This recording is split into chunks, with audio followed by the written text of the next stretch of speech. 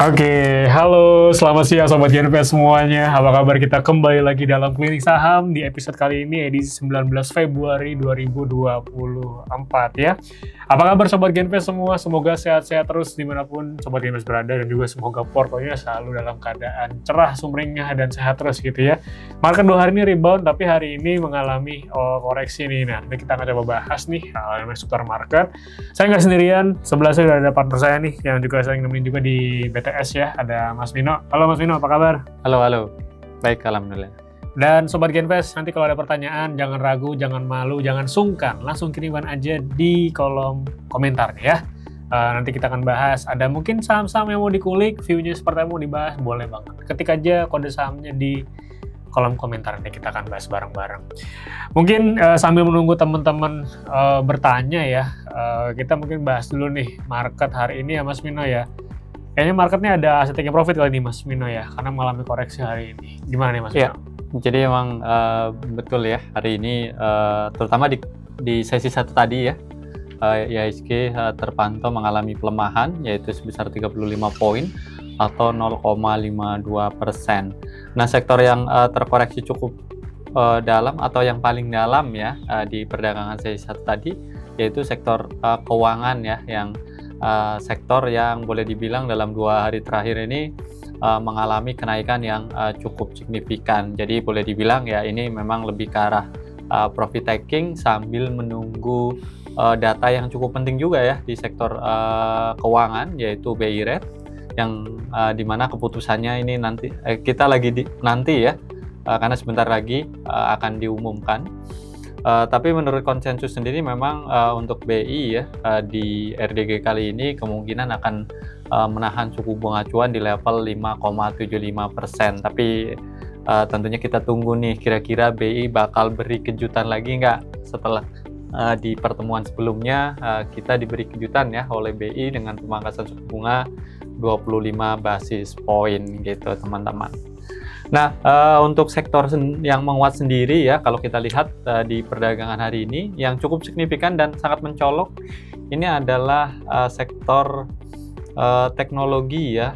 Sektor teknologi ini naiknya di sesi pertama tadi ini sangat-sangat signifikan ya, boleh dibilang, karena naiknya itu 5,5% ya. 5,5%, tapi memang sayangnya ini hanya boleh dibilang ya hanya ditopang oleh satu saham ya yang bobotnya cukup besar di sektor ini, yaitu DCII ya, yang naiknya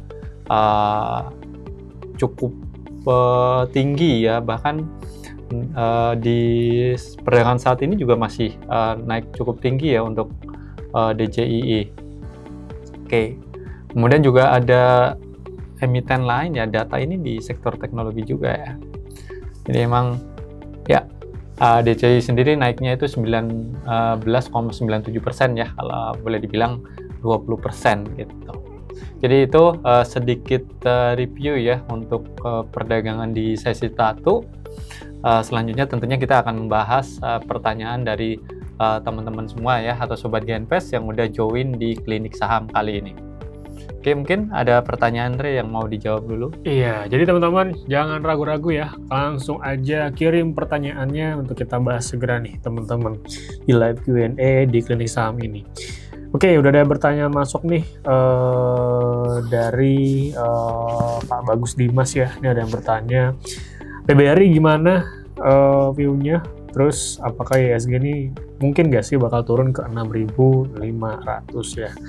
Kayak ngomongin Big Banks ya, BBRI ya, teman-teman BBRI kemarin tuh memang sempat ada rebound ya, rebound pun juga nggak main-main ya, ini cuman cukup lumayan ya, sampai 3% kemarin, sebelumnya lagi tuh sampai di 4% sekian, tapi hari ini seperti dengan pergerakan banking lainnya, dia mengalami koreksi ya, atau pelemahan ya. Kalau dari segi teknikal sih memang cenderung secara short term ini agak sideways ya, kalau secara mid term trend ini saya masih cenderung bearish ya.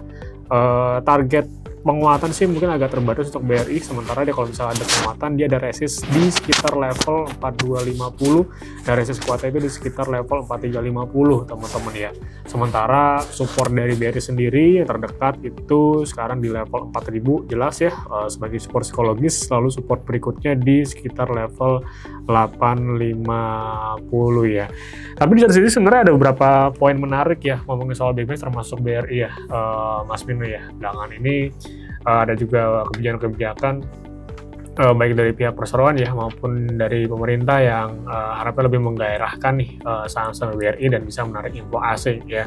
Mungkin kita mulai dari mana pembahasannya Mas? Mungkin dari buyback kali ya. Buyback yang rencananya nih gimana tuh Mas infonya nih buyback katanya nih? Ya, ini memang ada beberapa hal ya yang berkaitan dengan saham perbankan terutama BRI. BRI menjadi salah satu saham yang bakal buyback ya, buyback dengan jumlah yang lumayan besar gitu. Nah, buyback ini sendiri biasanya dampaknya cukup positif ya ke emiten-emiten yang melakukan buyback tersebut, karena dengan adanya buyback itu mengartikan bahwa manajemen ini masih optimis ya bahwa kinerja dari perseroan ini ke depannya ini akan positif gitu. Jadi buyback ini menjadi salah satu katalis positif ya untuk BRI. Kemudian kebijakan lain mungkin terkait dengan ini ya, berita terkait dengan efisiensi tahap 3 ya, di mana pemerintah kalau nggak salah itu menargetkan dividen itu sekitar 300 triliun ya. Nah, kita tahu sebenarnya dividen sejauh ini dividen yang ke APBN itu kan 90 triliun ya. Jadi artinya ada tambahan dividen kalau dengan asumsi bahwa 300 triliun itu angka yang benar-benar akan dicapai ya, yang harus dibagikan ke pemegang saham ya, dalam hari ini adalah pemerintah gitu. Artinya ada peluang untuk dividen payout rasionya itu naik, dan kalau misalnya beneran naik, ini akan menjadi sesuatu yang positif ya untuk emiten-emiten perbankan, terutama BRI, karena ya biasanya orang kalau misalnya ada satu emiten yang bagi dividen gede itu kan mereka pasti akan berebut untuk beli ya, karena ya harapannya bisa dapat cuan dalam jangka pendek dari dividen tersebut gitu.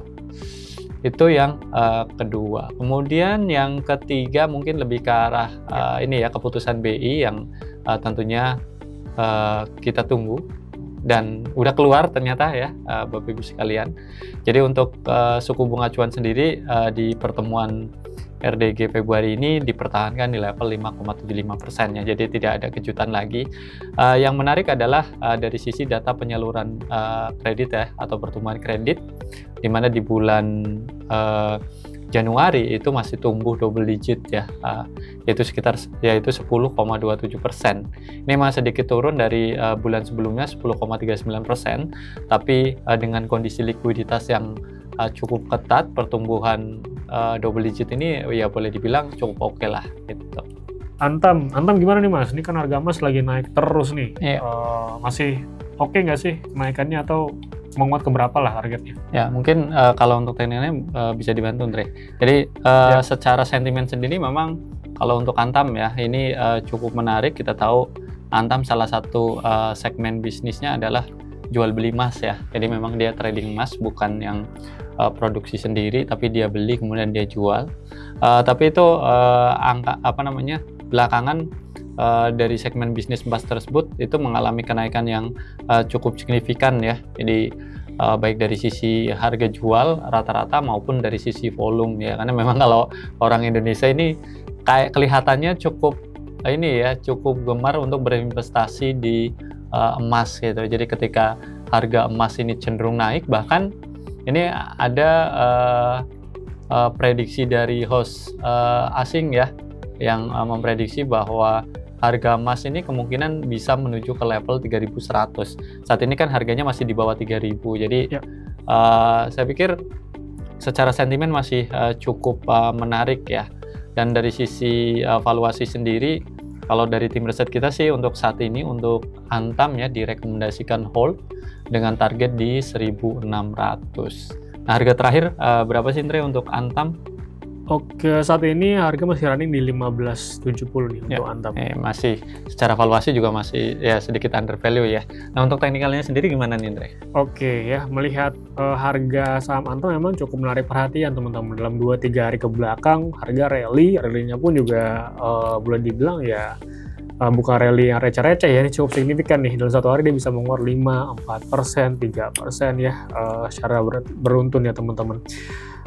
Penguatan sendiri kalau saya melihat di 2 hari terakhir, khususnya mungkin hari ini candle yang lagi running ini doji nih, dan itu juga udah ada di area resist ya, jadi sedikit ada sinyal memang belum closing ya, mungkin udah mulai agak sedikit melemah kenaikannya, sehingga patut diwaspadai akan ada pembalikan arah ya teman-teman. Dimana memang kita tahu harga sudah naik cukup panjang semenjak ada rebound di area support kuat di 1400 ya, lalu itu ada pola double bottom yang bisa di breakout di 13 Februari lalu di 1450 ya teman-teman. Jadi kalau harga berbalik arah, harus dicermati level area supportnya itu di 1530, lalu nextnya di sekitar level 1500 ya. Itu ada level support kuat terdekat dari Antam ya teman-teman.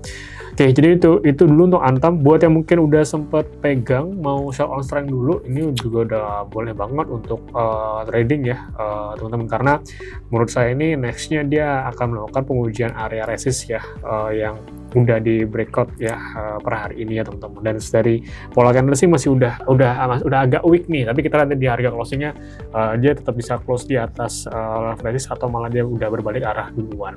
Oke, intinya seperti itu ya untuk Antam. Harga sudah naik cukup jauh, udah jenuh juga dari indikator ya, dari stokastik ya, jadi harap waspada ada pembalikan arah harganya. Oke, itu untuk outlook sedikit soal Antam. Ya, kita lanjut ya. Pada komentar juga nih, 1800 bisa lah ya minggu depan, hopefully ya. Kalau harga emas naik terus bukan lebih dari 3000 mungkin. Kalau misalnya harga emas pecah telur 3000 US dollar per troy ounce, itu bukan sesuatu yang mustahil ya. Betul, karena betul. ya tadi kalau misalnya harga emasnya naik, pertama harga emas itu kan tadi kalau naik itu ASP-nya pasti akan naik ya untuk Antam. Kedua ya dari sisi permintaan ini cenderung akan membuat orang ini berbondong-bondong juga untuk beli emas, apalagi ini mau lebaran juga gitu ya. Betul. Jadi mau lebaran biasanya permintaan, tapi ya emas untuk yang perhiasan, bukan untuk emas yang batangan gitu. Kami ucapkan thank you so much atas antusiasmenya Sobat Gainbase yang udah hadir, udah dengerin, ya udah bertanya juga tadi ya, berapa pertanyaan yang masuk. Thank you banget. Semoga beberapa opini, pendapat yang kami sampaikan itu menjadi insight positif yang bisa jadi manfaat buat teman-teman semua. Namun kita ingatkan, reminder, untuk keputusan investasi, keputusan trading tetap ada di tangan teman-teman. Jadi disclaimer on tentunya ya.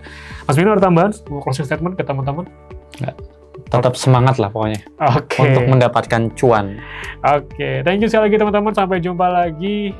Semoga sehat-sehat selalu dan portfolio semoga semakin cerah, semakin menghijau ya. Thank you, bye-bye. Sampai jumpa.